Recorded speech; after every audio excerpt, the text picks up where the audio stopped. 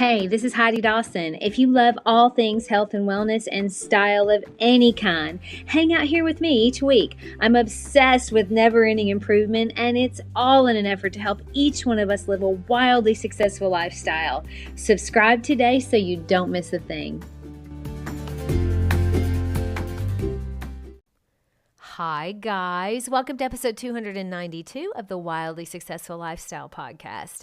Thank you for being here with me, and thanks for listening and always sharing your favorite episodes. It's so helpful and inspiring when someone shares something with me that touched them or helped them in some way. I think when you're inspired to share a positive thought with someone, especially if it's specific, it's because they need it. At any given point, we all do. I a lot of times will share my personal experiences because I believe we're all similar in a way and we can learn from each other. It's helpful to hear positive things, but when it's wrapped in a story of how it actually worked for someone else, it shows us what's possible in our life too. That's always very helpful when I hear a real life example. But life is a series of happy times and also not so happy times. It's that way for everyone. You're not alone. We all have both if we allow it. And I say if we allow it because sometimes something happens and we let it suck us into a hole that we just can't seem to climb out of.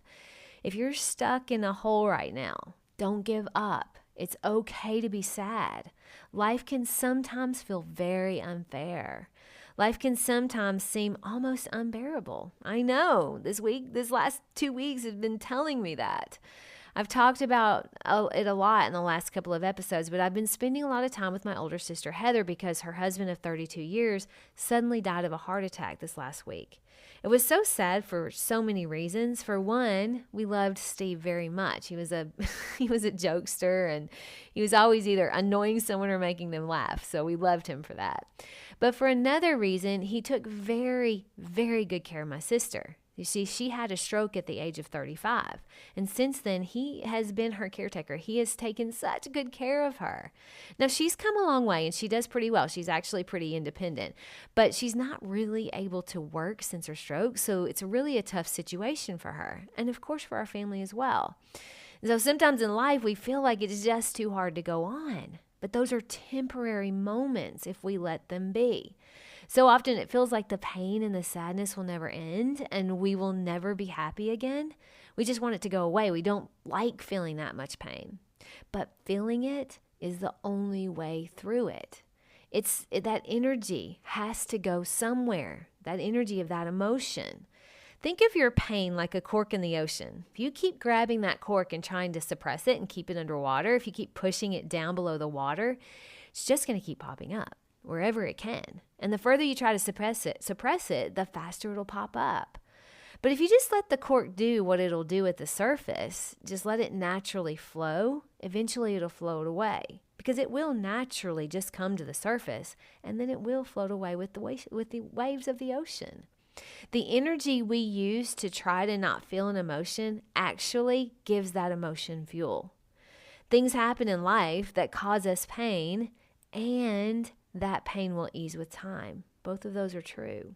One of the most powerful things you can do for yourself is never forget that now is not forever. You will be okay. Yes, it hurts, and you're going to be okay.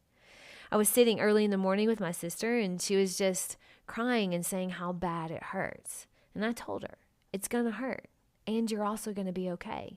You see, when we're in the midst of a painful situation, it's human tendency to think that the pain is never going to go away because it feels that way.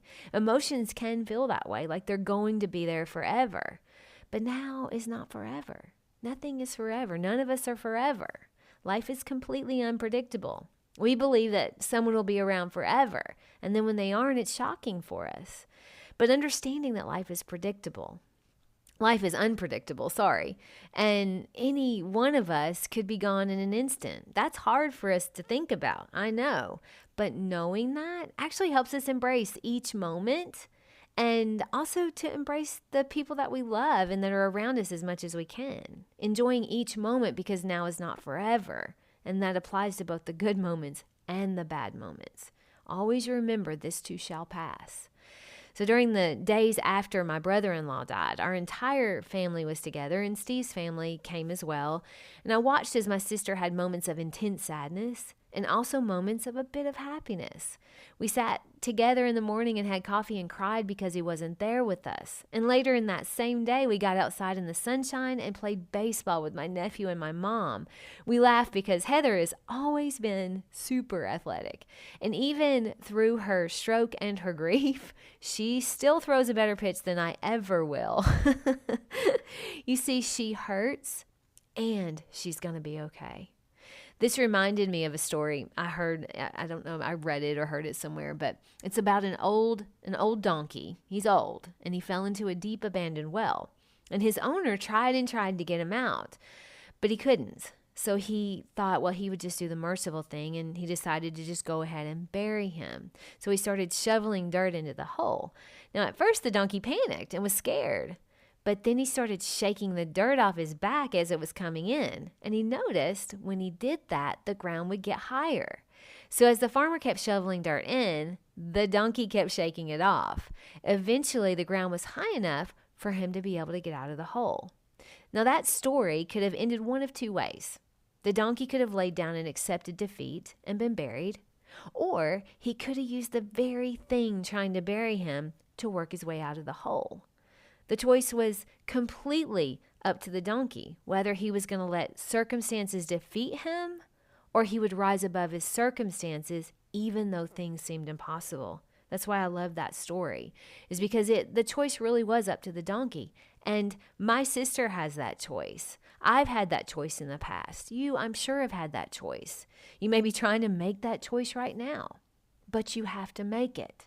No one can do it for you.